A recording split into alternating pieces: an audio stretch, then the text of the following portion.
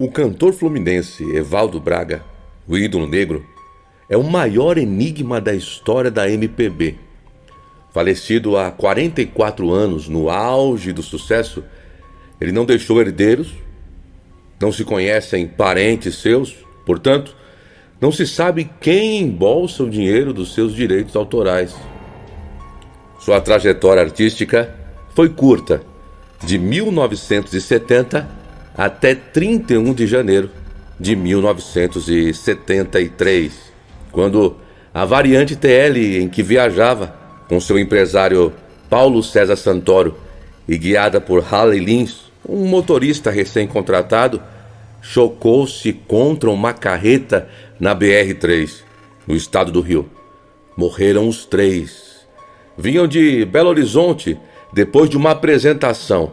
Na época, ele fazia uma média de 70 shows por mês.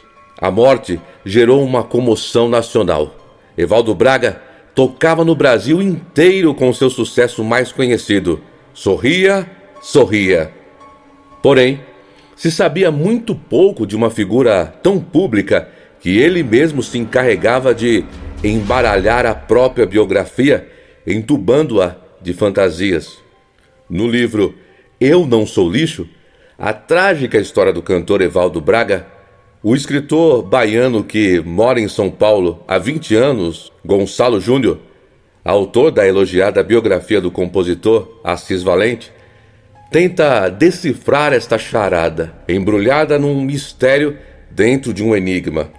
Definição de Winston Churchill sobre a Rússia. Até a idade dele está errada nos sites e blogs. Evaldo estava com 25 anos quando morreu, e não 27, como se lê por aí. Confirmei na certidão de nascimento que ele entregou a Polygram quando assinou o contrato para o primeiro LP, em julho de 1970.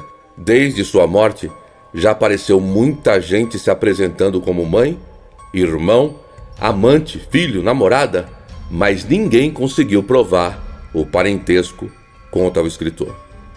A seleção brasileira tinha conquistado o tricampeonato mundial no México pouco menos de um mês antes de Evaldo Braga ingressar no cast da mais importante gravadora do país na época.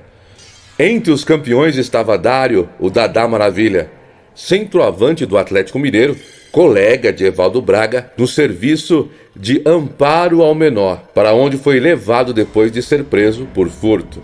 Estranhamente, foi exatamente Dário a última pessoa a falar por telefone com Evaldo Braga. De pato rouco, os dois não se davam muito bem no Sam. Dário chamava Evaldo de pato rouco e era chamado de perna de pau. Só conseguiu falar com ele tarde da noite. Conversaram, emocionados, e acertaram um encontro, dali a 2 dias no Rio, para onde o Dário ia se mudar, contratado pelo Flamengo. Dadá soube da morte de Evaldo Braga assim que acordou na manhã seguinte. Embora os dois não fossem próximos no Sam e jamais tenham se encontrado depois que saíram de lá, o autor traça a história de Dário em paralelo à de Evaldo Braga. Eu quis surpreender o leitor. Começo falando sobre Dário, e o leitor se pergunta o que ele tem a ver com o cantor. Mais adiante volto a ele e as coisas finalmente se tornam claras. Quis também mostrar o ambiente violento em que Evaldo viveu. Dário me contou isso com muitos detalhes, explica Gonçalo Júnior. São 2 personalidades diferentes. Enquanto Evaldo procurava se manter na linha, Dário fugia do Sam para cometer assaltos. Num desses, seu parceiro morreu, atingido por uma bala no pescoço. Enquanto Dário não se envergonhava de contar seu passado e revelar, por exemplo, que testemunhou a mãe atear fogo às vestes, Evaldo Braga fantasiava. Revelou em uma entrevista ser filho de uma prostituta que o abandonou no lixo, o que o inspirou a fazer a canção Eu Não Sou Lixo. Ele foi a Campos tentar encontrar a mãe, já famoso, e um senhor o abordou na rua e contou esta coisa da prostituta. Ele assumiu esta versão. O mais provável é que ele tenha sido filho de uma empregada doméstica com um homem casado. Chegou a dizer que a mãe tinha morrido queimada. O que realmente aconteceu com o Dário, explica o biógrafo. Para ele, o mais perto da verdade é que Evaldo Braga foi adotado por uma professora chamada Noêmia Braga, que lhe deu o sobrenome. No entanto, mais um enigma. Não se sabe o motivo, mas ela o entregou ao Sam. Com um passado embaçado, Evaldo Braga ia delineando o presente. Bem apessoado, desenvolto, entrou e saiu de vários empregos, mas optou, curiosamente, por ser engraxate. Trabalhava na calçada do prédio da antiga Rádio Guanabara, no Rio. O objetivo era conhecer os artistas e apresentadores. Permitiram que o rapaz simpático dormisse nas dependências da emissora, onde ele conheceu o cantor Newton César, de quem acabara se tornando divulgador e amigo.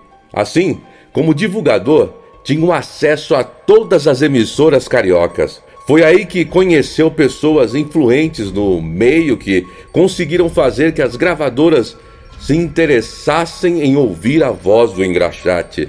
Dário, atualmente com 71 anos, aparenta ter superado os traumas da infância. Evaldo Braga nunca desistiu de encontrar a mãe. Gonçalo Júnior sustenta a tese de que procurou a fama para que a mãe o procurasse. No fim, não se sabe se isso aconteceu. Queria descobrir de uma vez por todas quem era a mãe. Certa tarde, teria encontrado na rua um senhor já bem idoso que disse ter conhecido uma mulher com as descrições que ele deu. E contou que ela era, na verdade, uma prostituta conhecida em Campos e que havia muitos anos teve uma criança e a abandonou numa cesta de lixo de uma casa de família. Esta teria recolhido o recém-nascido, mas preferiu não o criar e o deixou no orfanato. Depois de uma série de detalhes que aquele homem lhe contou, não revelou quais. Evaldo disse ter saído de lá convencido de que a criança da lixeira era ele próprio. Navarro contou ainda a Araújo sobre o afilhado musical. A partir desse dia, a vida de Evaldo acabou. Segundo ele, o cantor se acostumou a chamá-lo de pai, embora a diferença de idade entre os dois fosse de apenas 15 anos. Ele, que não bebia e não fumava, depois da informação sobre sua origem, começou a beber e a fumar que nem um louco. E um dia, chorando, disse para mim: "Pai, eu não sou lixo. Minha mãe não podia ter feito isso comigo. Por que ela fez isso? Meu pai." Eu tentava consolá-lo, orientá-lo da melhor forma possível, mas não teve jeito. De acordo com Navarro, Evaldo dizia: "Eu não quero mais saber de nada, não. Eu quero morrer e eu quero morrer." A história da mãe prostituta e da lata de lixo não seria confirmada por Newton César, uma das pessoas que mais conviveram com o jovem cantor na intimidade. Evaldo comentava alguma coisa sobre isso, mas, a bem da verdade, ele não sabia ao certo o que tinha acontecido. Ninguém sabia. Era tudo especulação, invenção, e ele absorvia tudo. Acreditava no que lhe diziam e ficava arrasado durante dias. Ele sempre falava algo sobre o abandono dos pais, principalmente o fato de não ter conhecido a mãe. Mas nunca se confirmou essa história do lixo. Ele não tinha certeza de nada. Talvez a gravadora pegou no ar, mas não sei. Só abro a boca quando tenho certeza.